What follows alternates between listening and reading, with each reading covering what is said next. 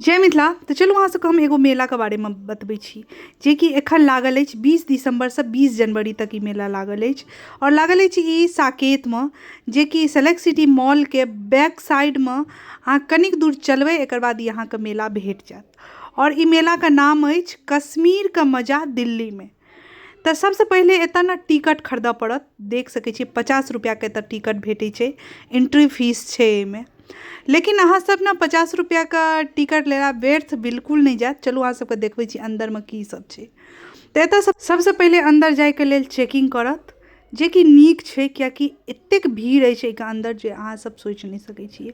और एकर बाद अहाँ सबके देख सकै छियै कते नीक से चेकिंग भेल। एकर बाद हम सब अंदर घुसि गेलहुँ और अंदर में देखियो कतेक स्टॉल लागल अछि। ये स्टॉल अछि बहुत चीज सब बिकाइत अछि, जेना कि काजू बादाम, कपड़ा, खिलौना, एक बाद से पर्स, अहाँ जे चीज खेनाइ पिनाइ का बहुत सारा स्टॉल लागल अछि।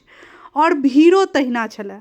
एक तो हमरा सबके लगैए हमसब क्रिसमस पर चलि गेल छलहुँ, ओहि दुआरे सबके छुट्टी छलै तऽ बहुत भीड़ छलै। और एतऽ देखियो ई के तऽ लोग दीवाना होइ छै, इहो ई मेला में अहाँ सबके भेट जायत। ई आइसक्रीम वाला पता नहीं की नाम कहै छै एकरा, हमरा नहीं बुझल अछि। और एतऽ देखियो खिलौना सब, मतलब 30 रुपया से लऽ कऽ 3000 रुपया तक का एतऽ खिलौना सब बिकाइत अछि। और बच्चा सबके लऽ कऽ जायब तऽ बच्चा सब तऽ कहबे करत हमरा ई कीन दे, ई कीन दे, ई कीन दे। हमर बौओ बहुत परेशान केलक। एकर बाद देखियो झूला, झूला तऽ एते बड़का बड़का झूला लागल है, जेना कि राम हिलोरा, एगो डमरू वाला एहि बेर हम पहिल बेर ई झूला देखलियै है। मजाक नहीं करै छी, हमरा सही में। और अहाँ सब यदि झूलने आयब तऽ हमरा जरूर बतायब, एहन विचित्र झूला छलै जे की कहू।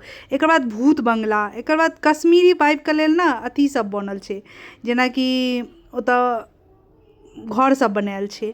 और एकर बाद देखियो खेनाइ पिनाइ के तऽ अहाँ वैरायटिए नहीं सोचियो।